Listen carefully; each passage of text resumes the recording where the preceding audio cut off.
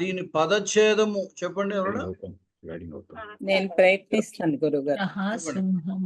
ఉద్యోగినం పురుష సింహం ఉపైతి లక్ష్మీ. గురుగారు ఇక్కడ సింహం ఉన్నాక ఎందుకు పెట్టాలండి? ఉపైతి సున్న తీసేయాలండి. సింహం ఉపైతి అంటే సింహం ఉపైతి లక్ష్మీ దైవేన దేయం దేయం ఇతి కా పురుషాః వదంతి. కలిపేయండి. కా పురుషాః వదంతి దైవం నిహత్య కురు పౌరుషం ఆత్మశక్త్యా యత్నే. యత్నః నా మహోదయ? యత్నేన. ఓకారం ఉంటే యత్నః, ఏకారం ఉంటే యత్నే అని. యత్నే కృతే యది న సిద్ధ్యతి కః అత్ర. Very good. కః అత్ర దోషః. మీరు చదువుకున్నటువంటి సంధి కః అత్ర కోత్ర. ఇంతకుముందు మనం ఏదో శివహాహం శివోహం సహాహం సోహం దాసహ అయం దాసోహం ఇట్లా చెప్పేమే ఆ సంధి అనమాట కోత్ర అన్నప్పుడు. కహ దగ్గర హ్రస్వాకారం తర్వాత విసర్గ, అవతల మళ్ళీ హ్రస్వాకారము అంటే అకారం విసర్గ అకారం ఉన్న చోట అది మూడు కలిపి ఓకారంగా మారిపోతుంది. ఉచిత కోత్ర కహ అత్ర కోత్ర అయిందనమాట. సరే, ఇప్పుడు చూడండి. ఉద్యోగినం పురుష సింహం ఉపైతి లక్ష్మీ. ఉపేతి ఉపైతి ప్లస్ ఏతి ఉపైతి అని సంధి అనుకోండి. ఇక్కడ ఏ పాదంలో ఆ పాదంలోనే క్రియాపదాలు ఉన్నాయి. ఉద్యోగినం పురుష సింహం లక్ష్మీ ఉపైతి. ఉద్యోగము అంటే మనం లోక వ్యవహారంలో చేసే జాబ్ కాదు. ఉద్యోగం అంటే ప్రయత్నం. ఉద్యోగినం అంటే ఉద్యోగం కలవాడు ఉద్యోగి. ప్రయత్నం చేసేవాడు.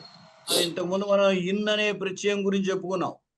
కలవాడు అనే అర్థంలో ఇన్ అనేది వస్తుంది అని. ధనము కలిగితే ధని అని, గుణము కలిగిన వాడిని గుణి అని అంటాం. అంటే ధనిన్ గుణిన్. విష్ణు సహస్రనామాల్లో చక్రి, శంఖి, చక్రి, శాంగి అవన్నీ వచ్చాయి కదా, అది కలవాడు అని అర్థం. ఆ ఉద్యోగిన్ అనే దాని మీద ద్వితీయ ఏకవచనం ఉద్యోగినం అంటే ఉద్యోగము కలవాడు అని అర్థం. ఉద్యోగం అంటే ప్రయత్నము అని అర్థం చెప్పాం కదా. ప్రయత్నము కలిగి ఉన్నటువంటి. కొంచెం అందరినీ మ్యూట్ చేసుకోమనండి, వాళ్ళు మాట్లాడుతున్నది వస్తుంది. చాలా అదే అయ్యా, మీరంతా మ్యూట్ చేసుకోండి, మాట్లాడకండి. అదే మ్యూట్ చేసుకునే మాట్లాడకుండా ఉంటే చాలు. ఇంట్లో వాళ్ళ మాటలు కూడా వస్తాయి దీంట్లోకి, అంచేత మ్యూట్ చేసుకుంటే మంచిది. ఉద్యోగినం అంటే ప్రయత్నము కలిగినటువంటి పురుష సింహం. పురుషమన్నా పురుష సింహం అన్నా ఒకటేలండి. అంచేత సింహం లాంటి పురుషుడు. సింహం లాంటి పురుషుడైనా ప్రయత్నం ఉండాలి. ఇటువంటి శ్లోకం ఇంతకు ముందు ఒకటి చెప్పాం. ప్రయత్నం అనేది లేకపోతే సింహమైనా దానికి ఆహారం దొరకదు. అంటే ఇప్పుడు సింహం కదా అని నిద్రవుతూ ఉంటే మృగాలు వాటంతటా వచ్చి ఆ సింహం నోట్లో దూరవు కదా. ఆ సింహమైనా ఆహారం కోసం దాని ప్రయత్నం చేయాలి. అంచేది ఇక్కడ ఏమన్నాడంటే ఉద్యోగము అంటే ప్రయత్నము కలిగినటువంటి మానవుడి దగ్గరికి లక్ష్మీ సంపద ఉపైతి వచ్చి చేరుతుంది, దగ్గరకు చేరుతుంది. ఉప ఏతి, ఏతి అంటే వస్తుంది అని అర్థం. ఉప ఏతి అంటే దగ్గరకు వస్తుంది అని అర్థం, అంటే చేరుతుంది. ప్రయత్నము కలిగినటువంటి పురుషునిది. పురుషుడు అంటే మళ్ళీ మామూలుగా ఈ జెండర్ అనుకోకండి. పురుషుడు అంటే ఏదో ఆడవాళ్ళు మగవాళ్ళు అనే భేదం కాదు. ఈ పురుషకారము అనేది స్త్రీ పురుష భేదం లేదు, అందరిలో ఉంటుంది పురుషకారం అనేది. అంటే మానవుడిగా తను చేసేటువంటి ప్రయత్నాన్ని పురుషకారం అంటారు. కాబట్టి పురుష అంటే జీవ అనుకోండి. జీవుడు ఆడవాళ్లలోనూ ఉంటాడు, మగవాళ్లలోనూ ఉంటాడు. అది అంచేత అటువంటి మానవుడు అనుకుంటే, మానవుడు అంటే మళ్ళీ ఆడవాళ్ళని చెప్పలేదు అనుకోకండి.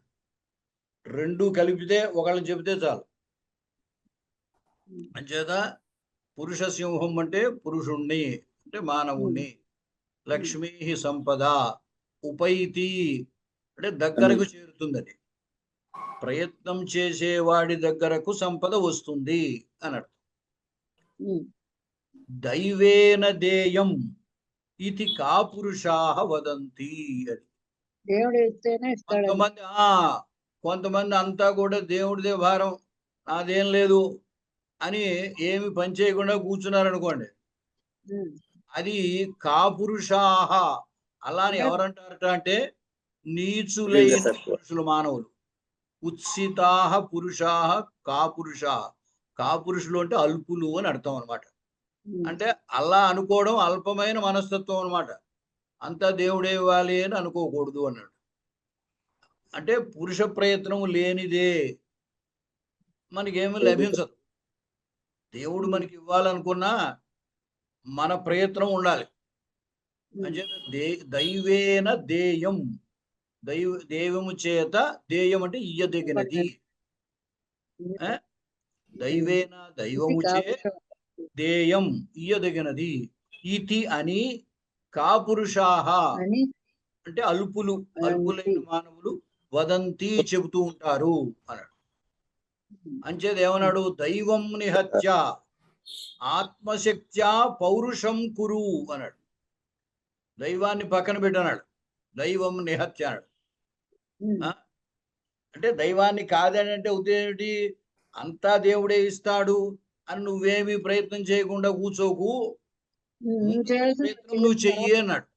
దైవం నిహత్య అంటే దైవాన్ని పక్కకు పెట్టి, ఆత్మశక్త్యా పౌరుషం కురు, నీ శక్తి కొలది, నీకు ఎంత శక్తి ఉందో ఆ శక్తితోటి పౌరుషం అంటే పురుష ప్రయత్నం, ఆ పురుష ప్రయత్నాన్ని కురు చెయ్యి. యత్నే కృతే అంటే నువ్వు అలా ప్రయత్నం చెయ్యగా. ఈ సప్తమి విశేషణ విశేష్యాలు సప్తమిగా వాడినప్పుడు తెలుగులో దానికి ప్రథమగా అర్థం చెబుతారనమాట. యత్నే కృతే అంటే ప్రయత్నం చేయబడగా, యది నా సిద్ధ్యతి ఒకవేళ సిద్ధించకపోతే, అంటే మనకు రావలసినటువంటి ఫలితం రాకపోతే, కహ అత్ర దోషః. అత్ర అంటే అస్మిన్ విషయంలో, ఈ విషయంలో అంటే నువ్వు ప్రయత్నం చేసిన విషయంలో నీకు ఒకవేళ ఫలితం రాకపోతే అది నీ తప్పు కాదు. దోషః నీ తప్పే ఉంది. ఇంకా మనము ప్రయత్నము చేయకుండా ఫలితం లేదు అంటే అప్పుడు ఏమంటారు? నువ్వేం ప్రయత్నం లేదు, అంతా నీదే తప్పు అంటారు. అలా కాకుండా మనం ప్రయత్నము చేసినా ఫలితం రాలేదనుకో, అప్పుడు ఏమంటారు? నువ్వేం చేస్తావు, నీ ప్రయత్నం నువ్వు చేసావు అంటారు. అంటే ఏమిటి? దీనికి దానికి తేడా ఉంది కదా. మనం ప్రయత్నము చెయ్యకుండా కూర్చుంటే అందరూ మనని నిందిస్తారు. అదే కనుక ప్రయత్నము చేసాక కూడా ఫలితం పొందకపోతే అప్పుడు మన ఎవరు నిందించరు. అంటే నీ ప్రయత్నం నువ్వు చేసావు, ఏదో ఫలితం దైవాతు ఫలితం రాలేదు అనుకుంటారు. అందుచేత అక్కడ ఉద్దేశం ఏమిటంటే కేవలము అంతా దైవాధీనం అంటాం కదా. కాబట్టి అంతా దేవుడే చేయాలి అనే మాట సత్యమే అయినా దేవుడు చేస్తాడని నువ్వు అసలు ప్రయత్నమే చేయకుండా కూర్చోకూడదు. పురుష ప్రయత్నం చేయాలి. చేసిన తర్వాత కూడా ఒకవేళ మనం ఫలాన్ని పొందలేకపోతే అప్పుడు నీ దోషం ఏమీ లేదు కదా అన్నారు. సిద్ధ్యతి అక్కడ కొంచెం ఒత్తు సరిగ్గా పడలేదా అనిపిస్తుంది, ఒకసారి చూద్దాం. దాకింద తావుతూ పడినట్టుగా కనబడలేదు. ఉండండి ఒక్కసారి దాన్ని మారుద్దాం. కొన్ని అంటే ఈ ఆటోమేటిక్ గా మార్చినప్పుడు ఒక్కొక్కప్పుడు తప్పులు వస్తుంటాయి.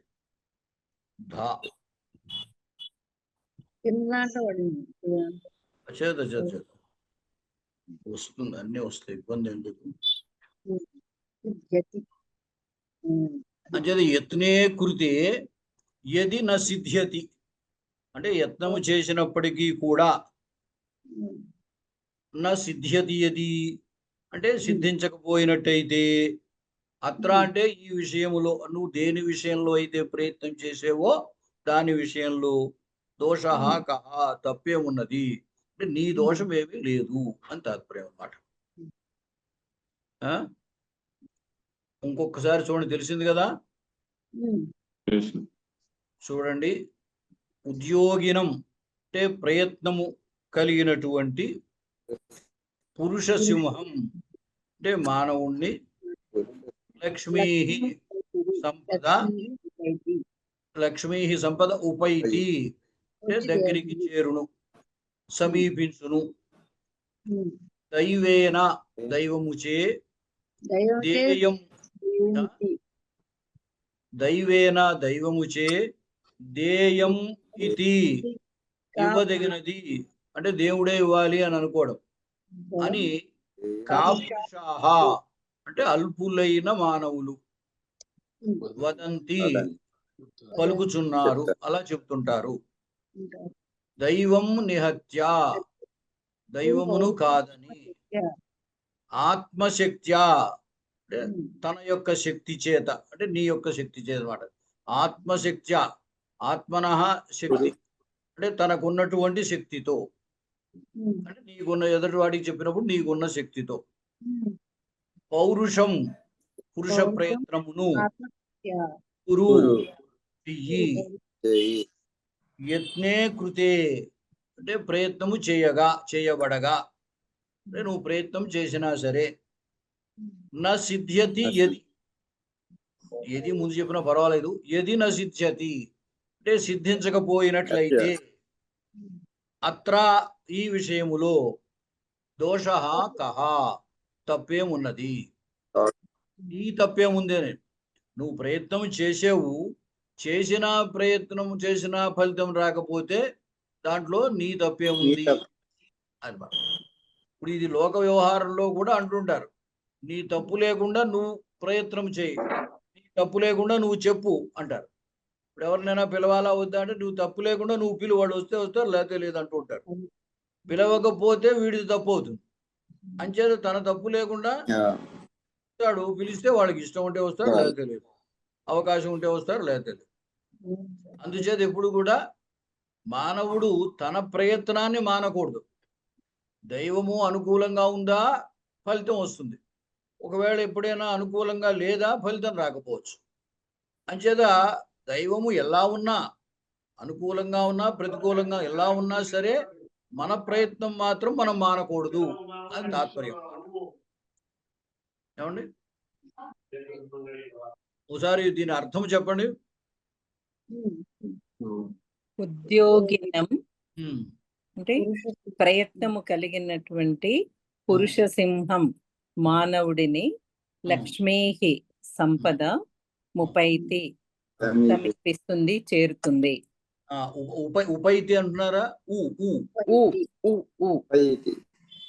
ఉపైతి ఉపైతి అనొచ్చు కదా.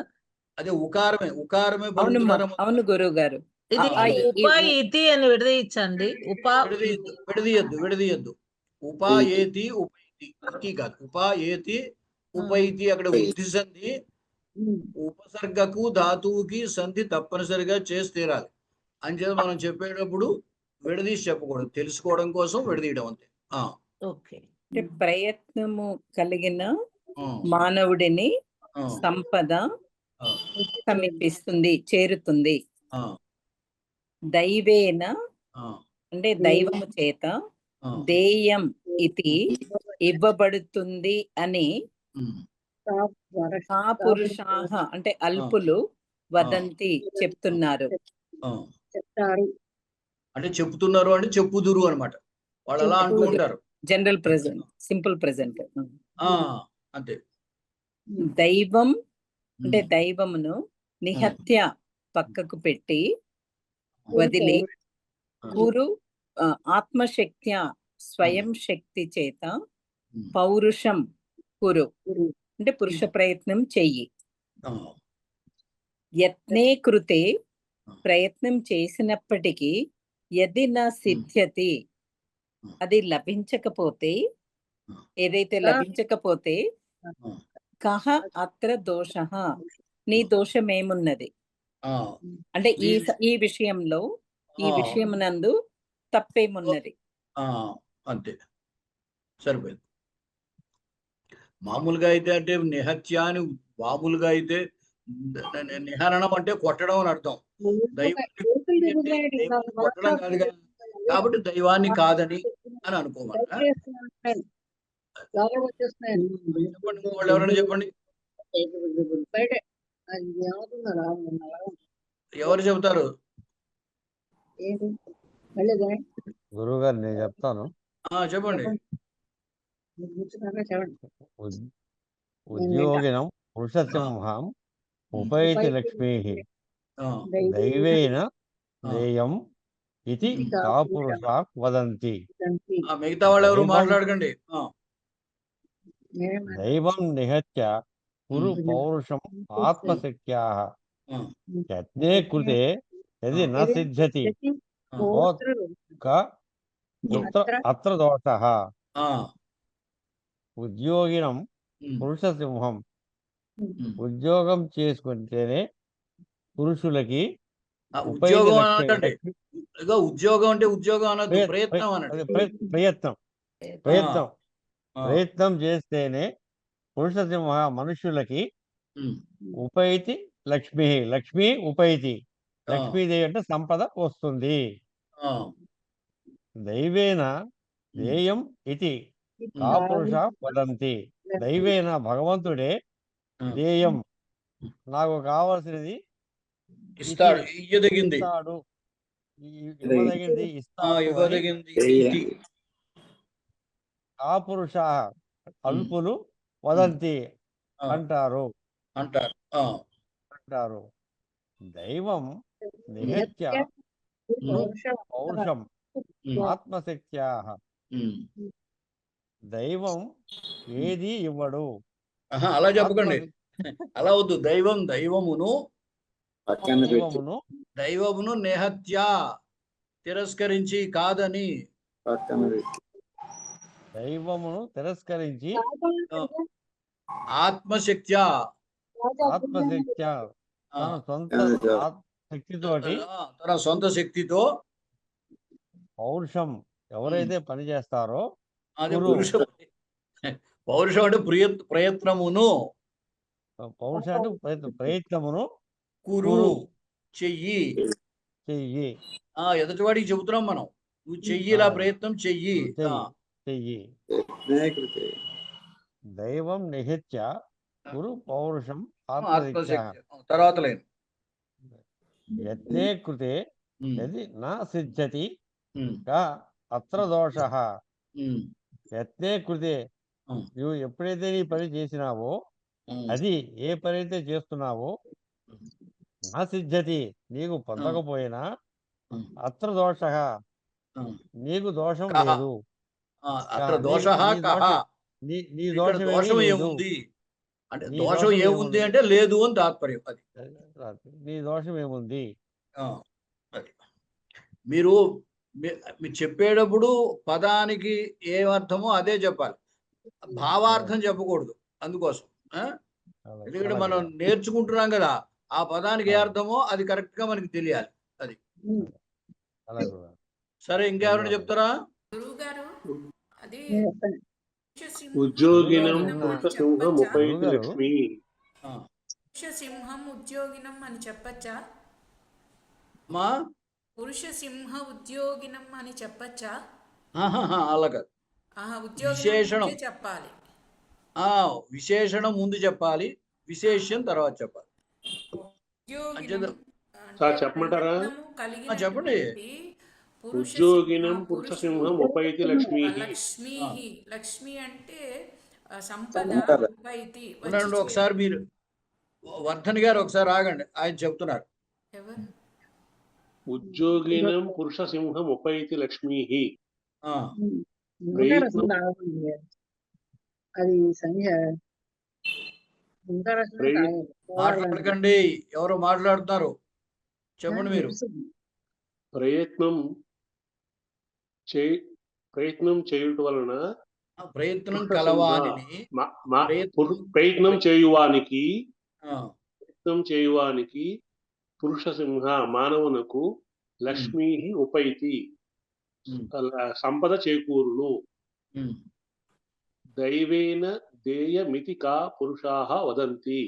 ఉమ్. దైవేన దేయ దేయం. దేయం ఉమ్. దైవం గురించి దైవం దైవం ఇస్తాడని దైవముచే ఇవ్వదగినది దైవముచే ఇవ్వదగినది ఇతి ఇది కా అని- పురుషాః అల్పులు ఆ, వదంతి చెబుతారు. ఇది దైవం చేస్తాడని అల్పులు అలా కూర్చుంటారు అన్నమాట అర్థం. అంటూ ఉంటారు. దైవం నిహత్య కురు ఆ. పౌరుష ఆత్మశక్త్యా. ఉమ్, దైవం ఉమ్. దైవము దైవమును నిహత్య ఉమ్. ఆ, కాదని దైవం- లేదా తిరస్కరించి దైవము రాదని పౌరుష కాదు, పురుషుడు రాదని కాదు, దైవమును కాదని దైవమును కాదని ఆ. పౌరుష పురుషుడు ఆహా. ఆత్మశక్తితో శక్త్యా ముందు ఆత్మశక్తి చెప్పండి. చేస్తాడో ఏమంటే ముందు ఆత్మశక్త్యా చెప్పండి.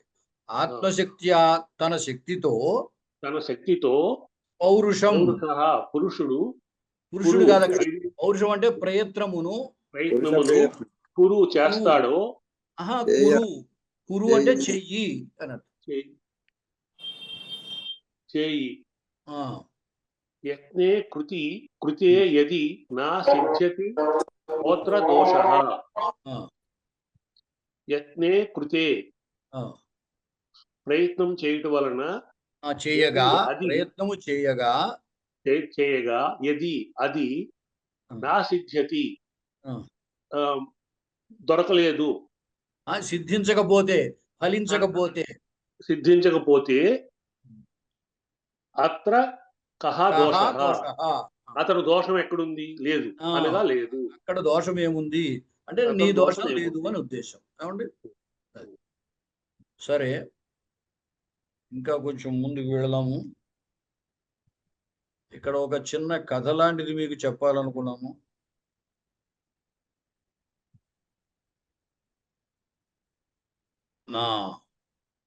ఇది మీరందరూ ఇదివరకు తెలిసినటువంటి కథే. మీకు కొంచెం పెద్ద అక్షరాలు చేస్తా ఉన్నాడు. ఈసారి చూడండి. జంబుక ద్రాక్షఫలయో కథ. జంబుకం అంటే ద్రాక్ష పండు, వాటికి సంబంధించిన కథ. ఇది మీరు చిన్నప్పుడు చదువుకున్నటువంటి కథే. ఇప్పటికే సంస్కృతంలో చెబుతున్నాం, మీకు అర్థం సులువుగానే తెలుస్తుంది. కశ్చిత్ శృగాలః, శృగాలః అన్న జంబుకః అన్న ఒకటే. కశ్చిత్ శృగాలః క్షుధార్తః. ఏమన్నా అన్నారా సుబ్రహ్మణ్య గారు? ఏమనలేదండి. కశ్చిత్ శృగాలః క్షుధార్తః ఆహారం ఇతః ఇతః భ్రమతి. ఆహారార్థం ఇతః తతః భ్రమతి. కశ్చిత్ శృగాలః అంటే తెలిసింది కదా. తెలియకపోతే అడగండి. కశ్చిత్ శృగాలః క్షుధార్తః. క్షుధ అంటే ఆకలి. అంచేత ఆకలితో ఉన్నది. ఆహార కోసం, ఆహారార్థం ఇతః తతః ఇటు అటు భ్రమతి తిరుగుతోంది. కుత్రచితు ఒకానొక చోట. మనము సంస్కృతంలో ఒకానొకప్పుడు, ఒకానొకడు, ఒకానొక చోట ఇట్లా చెప్పేటప్పుడు ఈ చిత్ అనేది వాడతారు. ఆ చిత్తు పక్కన కిం శబ్దము యొక్క రూపాలు ఆ సందర్భాన్ని బట్టి కిం శబ్దము యొక్క ఏ విభక్తి రూపాలైనా కూడా వాడచ్చు. ఇప్పుడు ఒకానొక శృగాలహ అన్నాం, అంటే ఒకానొక నక్క. ఇక్కడ శృగాలహ ప్రథమా విభక్తి ఏకవచనం కాబట్టి అక్కడ కశ్చిత్ అన్నాం, కహాచిత్, కశ్చిత్ ఒకానొక నక్క. ఆ? అలాగే ఎక్కడో ఒక చోట, ఒకానొక చోట అని చెప్పాలంటే ఆ ప్రదేశము నందు అని చెప్పాలి, సప్తమి చెప్పాలి. అందువల్ల కుత్రచితు అంటారు, అంటే ఒకానొక ప్రదేశము నందు అని అర్థం అన్నమాట. అలాగా కశ్చిత్ అనొచ్చు, కంచితు ఒకానొక దానిని అని చెప్పాలనుకోండి, కంచితు కం ద్వితీయ విభక్తి. ఒకానొక దాని చేత అనాలనుకోండి, కేనచిత్ అనాలి. అలాగే ఒకానొకని కొరకు ఇస్తున్నారు అని చెప్పాలనుకోండి, కస్మైచిత్ అనాలి.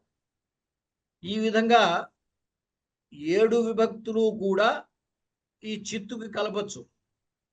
కశ్చిత్ అనొచ్చు, స్త్రీలింగంగా వస్తే కాచిత్ అనొచ్చు, నపూంసలింగంలో కించిత్ అనొచ్చు. మొత్తం కిం శబ్దము యొక్క రూపాలు అన్నిటికీ కూడా ఈ చిత్తును కలిపి వాడచ్చు. అయితే అవతల మనం దేన్ని చెప్పదలిచేమో దాన్ని బట్టి అక్కడ విభక్తి ఉంటుంది.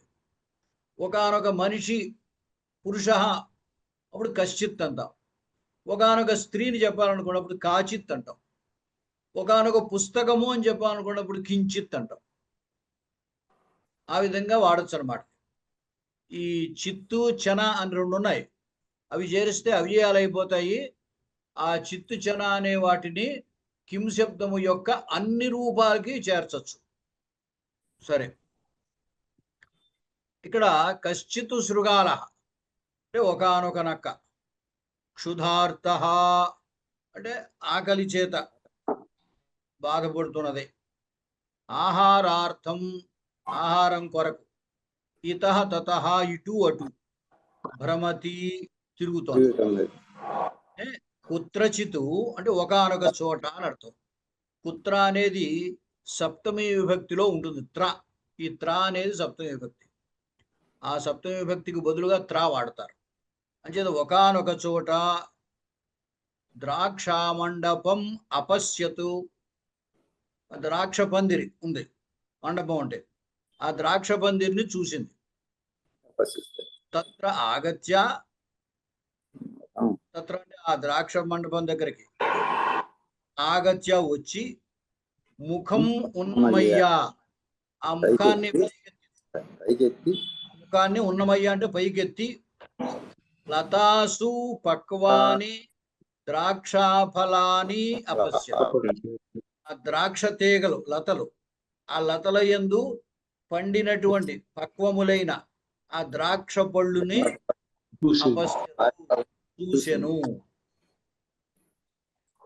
సహా ఆ నక్క ఫలాని ప్రాప్తుం ఆ పళ్ళు పొందడం కోసం, ఉత్పత్య పైకి పైకి ఎగిరి, యత్నం అకరోత్ ఆ ప్రయత్నాన్ని చేసింది. అంటే పైకి ఎగిరింది, ఉత్పత్య అంటే మాటి మాటికి పైకి ఎగురుతోంది ఆ పళ్ళు పట్టుకోవడం కోసం, ఆ యత్నం చేసింది. కింతు కానీ, మండపస్య ఉన్నతత్వాత్ ఆ ద్రాక్ష పందిరి బాగా పైకి ఎత్తుగా ఉంది, ఉన్నతత్వాత్ ఎత్తుగా ఉండడం వల్ల, ఆ ఫలం ఏకమపి న అలభత ఆ నక్క ఏకమపి ఫలం ఏకమపి ఒక పండు కూడా నా అలభత పొందలేదు. ఆ ద్రాక్ష పందిరి బాగా ఎత్తుగా ఉండడం తోటి అది దొరకలేదు, అంటే ఒక్క పండు కూడా దానికి దొరకలేదు అనమాట. అంతతః చివరికి కించిత్ వెళ్ళి పునః పరావృత్య మళ్ళీ వెనక్కి తిరిగి వచ్చింది.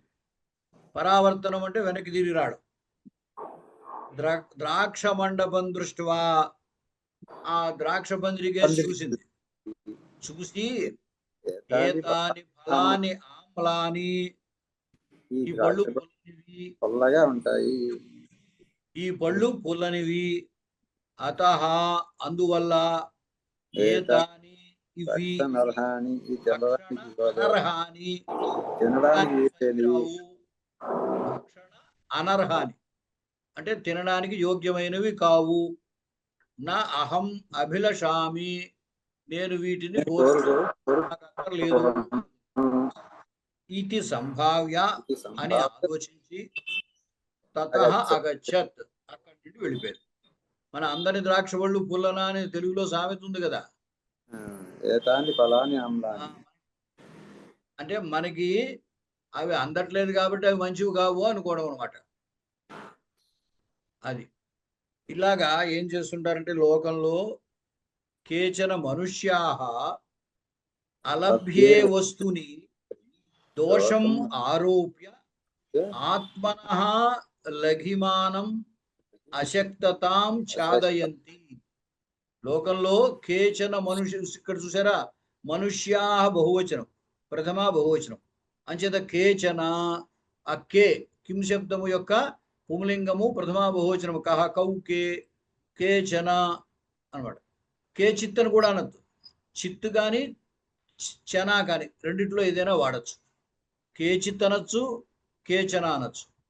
మనుష్యా మనుష్యులు అలభ్యే వస్తుని అంటే లభింపనటువంటి వస్తువునందు దోషం ఆరోప్య దోషాన్ని ఆరోపించి ఆత్మనః తన యొక్క లఘిమానం తక్కువదనాన్ని లేదా అశక్తతను అసమర్థతను ఛాదయంతి కప్పిపుచ్చుకుంటారు.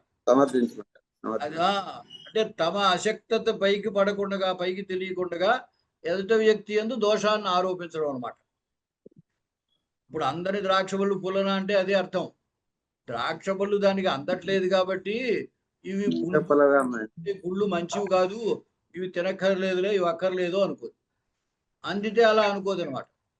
అంచేత లోకంలో కూడా కొంతమంది వ్యక్తులు ఏం చేస్తారంటే తాము పొందలేనటువంటి ఆ విషయములో దోషాన్ని ఆరోపించి తమ యొక్క అసమర్థతను కప్పిపుచ్చుకుంటారు. అది ఈ కథ యొక్క తాత్పర్యం. కేచన అంటే అమ్మా కేచన కేచన అనొచ్చు, కేచిత్ అనొచ్చు. మీనింగ్ చిత్ చన చిత్తు ఈ రెండు కిం శబ్దము యొక్క ఏ రూపానికైనా సరే ఆ కిం శబ్ద రూపాలకు దేనికైనా సరే కలపచ్చు అనమాట. మనం తెలుగులో కొంతమంది మనుష్యులు లేదా ఒకానొక మనుష్యుడు, ఒకానొక చెట్టు, ఒకానొక గ్రామం, ఒకానొక రాజు, ఒకానొక దేశం ఇలా చెబుతుంటాం కదా. అలా చెప్పినప్పుడు సాధారణంగా ఇట్లా వాడతారన్నమాట. కశ్చిత్ గ్రామ ఒకానొక గ్రామం. అదే కనుక గ్రామము నందు సప్తమి వాడాలనుకో అప్పుడు గ్రామే అని సప్తమి వాడి ఈ కిం శబ్దము యొక్క సప్తమని వాడాలి. కస్మిన్ చిత్ లేదా కుత్రచిత్ గ్రామే అనొచ్చు. సప్తమిలో రా వాడచ్చు. కుత్ర అన్న కస్మిన్ అన్న ఒకటే అర్థం. అంచేత కస్మిన్ చిత్ గ్రామే అన్నమాట. అలాగే ఒకానొక బ్రాహ్మణుడికి ఏదో గోవును దానం చేశాడు, ఆ బ్రాహ్మణుడు ఎవడో పర్టికులర్గా మనం చెప్పలేము. అటువంటిప్పుడు ఏం చేస్తారంటే ఒకానొక బ్రాహ్మణుడికి అంటాం. బ్రాహ్మణాయ బ్రాహ్మణుడి కొరకు. ఈ కిం శబ్దము యొక్క చతుర్థి తీసుకోవాలన్నమాట. కస్మైచిత్ బ్రాహ్మణాయ ఒకానొక బ్రాహ్మణుడికి. అలాగే ఒకానొక దాని యొక్క అని అనుకోండి. ఒకానొక వృక్షము యొక్క అన్నాం అనుకోండి, వృక్షస్య అంటాం. అప్పుడు ఆ కిం శబ్దం యొక్క షష్ఠి తీసుకోవాలి.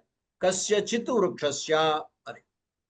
ఈ విధంగా మనము దేన్ని చెప్పదలిచేమో దాన్ని ఏ విభక్తిలో చెప్పదలిచేమో, ఏ వచనంలో చెప్పదలిచేమో, ఏ లింగంలో చెప్పదలిచేమో, 3 లింగం, వచనం, విభక్తి. దాన్ని బట్టి ఈ కిం శబ్దానికి ఈ చిత్తు చేర్చాలి. మనం అవతల ఇప్పుడు ఇక్కడ చూడండి, మనుష్యాహ ప్రథమా విభక్తి పుంలింగము బహువచనము కాబట్టి కిం శబ్దము ప్రథమా విభక్తి పుంలింగం బహువచనము కే అనేది. కాబట్టి కేచన అన్నారు. అలాగే పైన కించిత్ దూరం అన్నాం. దూరం నపుంసలింగం కాబట్టి కిం అని నపుంసలింగ శబ్దం చెప్పాం. కించితు అన్నాం. అలాగే పైన కశ్చిత్ జంబుక అన్నాం. జంబుక పుంలింగం, ప్రథమా విభక్తి ఏకవచనం, అందుచేత కహ కశ్చిత్ అన్నాం. అలాగ మీరు కథలు చెప్పేటప్పుడు ఇట్లాంటివి వాడుతూ ఉంటారు సాధారణంగా.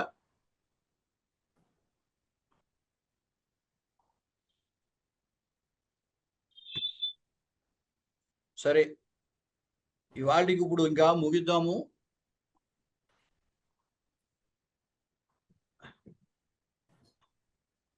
ఇది మీకు పంపిస్తాం కాబట్టి ఇట్లాగ మీరు చిన్న చిన్న కథలు, మీకు తెలిసినటువంటి కథలు లాంటివి కానీ ఏదో ఒకటి 10 వాక్యాలు రాయడానికి మాత్రం ప్రయత్నం చేయండి. ఓకే. అలాగే గురువు గారు. సరే, కాయేన వాచ చెప్తున్నాను, కాయేన వాచ మనసేంద్రియేణ వా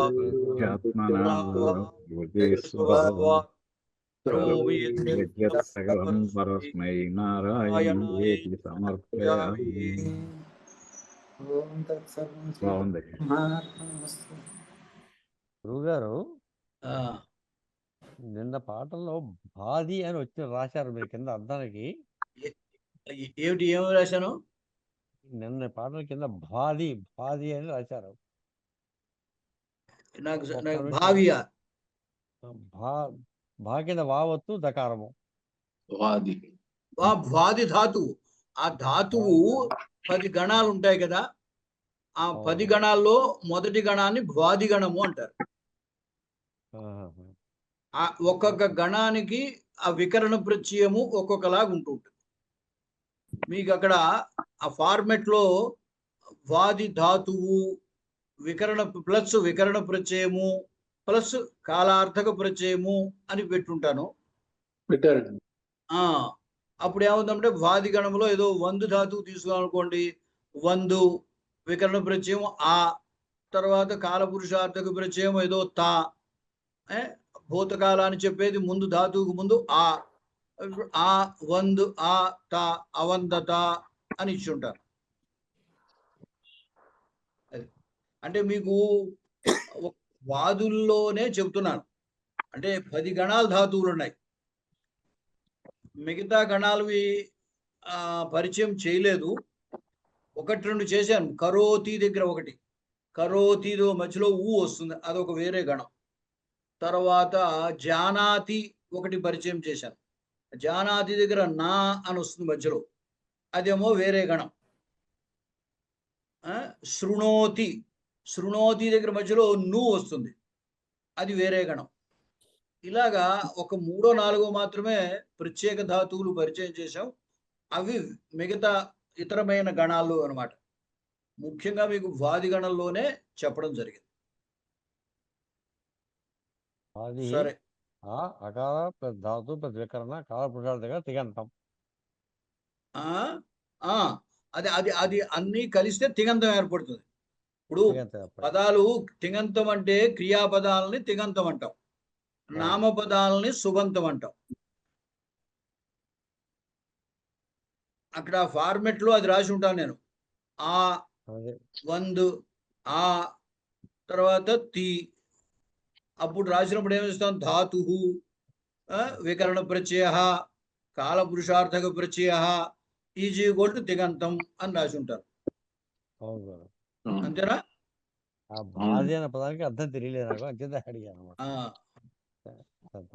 ఈ ప్రశ్న మీరు ఇంతకు ముందే అడగాలి. ఎందుకంటే ఇది నేను ఇంతకు ముందే ఇలాగా ఇచ్చాను ఫార్మెట్. ఇప్పుడు వాదు ధాతువులు వర్తమాన కాలం నుంచి ఇస్తున్నాం. వర్తమాన కాలం, భూతకాలం, భవిష్యత్ కాలం అవన్నీ అయ్యాయి కదా, మరి అప్పుడే రావాలి మీకు సందేహం. పోన్లండి, ఇప్పటికైనా వచ్చింది సంతోషం. దానికి ఇంగ్లీష్ లో అంటారు బెటర్ లేట్ దాన్ నెవర్ అంటారు. అయ్యా ఎప్పటికైనా ఇప్పటికైనా వచ్చింది అంటే తెలుస్తుంది అనమాట. అది దాని బట్టి తెలుసుకోవాలని జిజ్ఞాస పెరగడం తోటి సందేహాలు వస్తాయి. విమర్శలు అన్ని వచ్చి వెనకాల అలా చెప్పారు ఇలా చెప్పారు. ఇప్పుడు ఒకసారి మొత్తం